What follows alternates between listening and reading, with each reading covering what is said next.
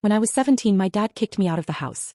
Not because I was some rebellious teenager or because I'd done something unforgivable, but because I said no. That one word was all it took to make him lose his mind. My dad was the kind of man who believed control equaled love. If you didn't obey him, he saw it as betrayal. I grew up learning that respect meant silence and gratitude meant agreeing with everything he said. The fight that ended everything started the summer before college. I'd been accepted into my dream architecture program out of state, something I'd worked toward for years. My dad, on the other hand, wanted me to study business at the local college so I could eventually take over his hardware store. He called it the family legacy. I called it a cage. I still remember sitting at the dinner table that night. My acceptance letter was on the table between us. My mom was sitting quietly beside me, stirring her soup without eating. My dad leaned back in his chair, staring at me like I'd just confessed to a crime. He asked, "So you're really gonna waste your life drawing buildings instead of running a real business?" I told him I wanted to build something of my own, not just inherit what he'd already made. That's when he slammed his hand on the table so hard my spoon rattled. "Ungrateful," he said. "You don't know what you're throwing away." I said no. That I was leaving for school in August and that my mind was made up. He didn't yell right away. He just got quiet, that terrifying quiet that meant something bad was coming. Then he said, "If you walk out that door for that college, don't bother coming back." Thought it was a bluff. Parents say things they don't mean when they're angry, right? Except he meant it. When I came home from my part-time job that evening, the locks were changed. My clothes were stuffed into 3 garbage bags sitting on the porch. There was a folded note from my mom tucked under one of the bags that said, "I'm sorry. He means it this time." That was the night I realized I was officially on my own. The first few weeks were brutal. I crashed on friends' couches, sometimes slept in my car when I didn't want to bother anyone. I got a job at a gas station to save money for dorm deposits. When the semester started, I moved into student housing with barely enough to pay tuition and food. But somehow I made it work. I got a campus job at the coffee shop, took on freelance design gigs and taught myself to live without depending on anyone. Those years were full of exhaustion and quiet determination. My mom would call me once in a while when my dad wasn't around. She always whispered like she was scared he might hear. She'd ask if I was eating, if I needed money, but never offered any. I knew she was trapped in her own kind of prison, too scared to stand up to him. So I stopped asking. I stopped hoping. When I graduated, I didn't invite either of them. I walked across that stage, grabbed my diploma and felt something break loose inside me. Not sadness, not happiness, just freedom.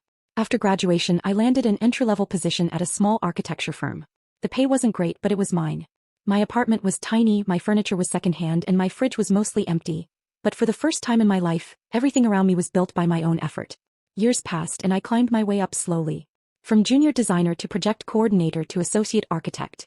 Every title, every raise, it was proof that I didn't need him. Then one day fate decided to twist the knife. 8 years later I was 25, working on a major urban redevelopment project back in my hometown. I was going through the list of old properties slated for demolition when one name hit me like a punch to the chest. Anderson Hardware. My dad's store. I froze.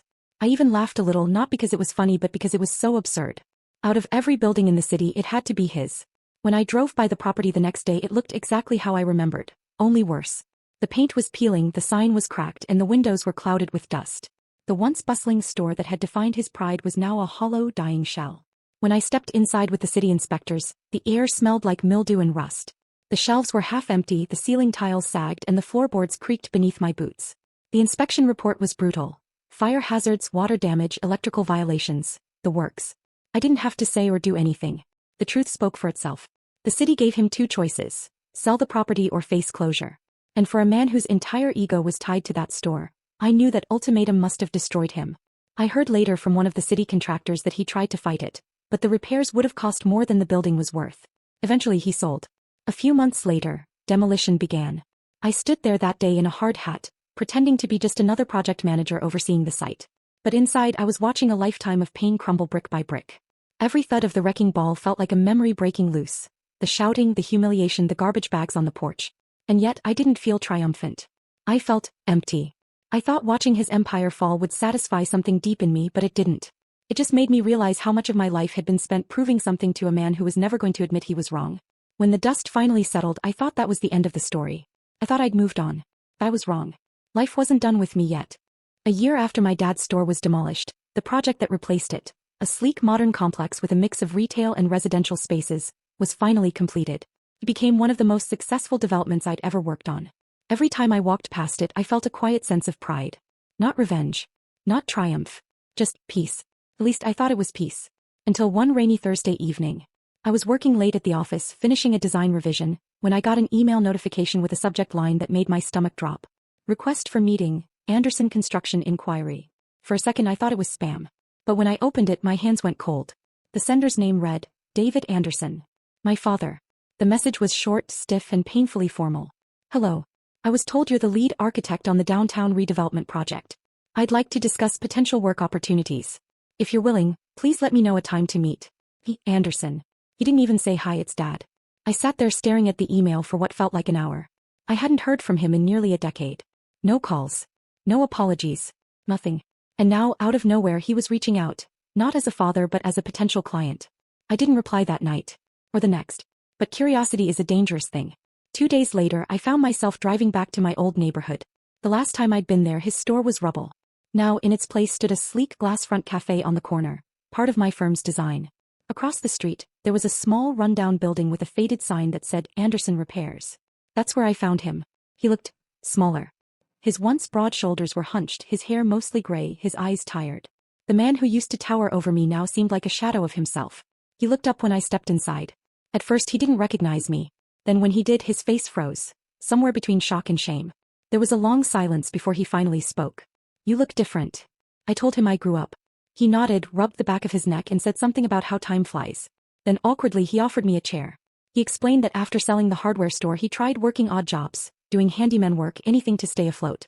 But business was slow, and now he was struggling to keep even this small shop open. He wanted to know if I could help him get a contract with my firm, some repair work or maintenance jobs, nothing big. Took everything in me not to laugh. The same man who threw me out because I didn't want to work for him was now asking me to give him work. I didn't say yes. I didn't say no. I just listened. He rambled about how the economy had changed, how people didn't value hard work anymore, how he'd been misunderstood. It was the same script, just softer now, weaker. Then he looked at me and said something that hit like a gut punch. You've done well for yourself. I'm proud of you, you know. I wanted to believe him. But it sounded more like regret than pride. I told him I'd think about the contract. And I did for weeks. But deep down I already knew the answer. He wasn't sorry for what he'd done.